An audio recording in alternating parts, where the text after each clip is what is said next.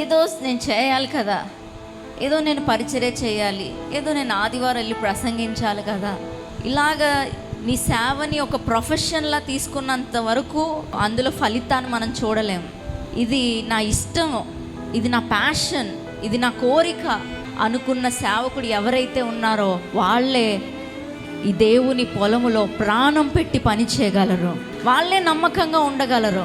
కానీ ఇదేదో ఉద్యోగము, ఇదేదో నా కడుపు నింపుకోవడానికి, లేకపోతే ఇదేదో నా పని అంతే, నేను చేసుకుంటూ పోతాను అనుకున్న వాళ్ళు ప్రాణం పెట్టి పని చేయలేరు, నమ్మకంగా కూడా ఉండలేరు. నేను దేవుని ప్రేమ పైన దేవుని పని చేస్తున్నాను, దేవుని రాజ్యం కట్టాలనేది నా హృదయ భారము, ఇలా ఎవరైతే ఉన్నారో మీరందరూ దేవుని కొరకు ప్రకాశించగలరు. హల్లెలూయా. కమిట్మెంట్ లేని సేవకులందరూ మధ్యలోనే సేవ నుండి విత్డ్రా అయిపోతారు, వారు కొనసాగించలేరు.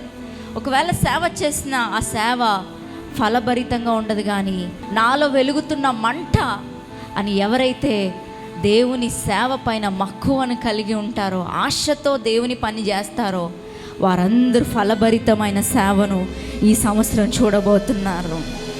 హల్లెలూయా.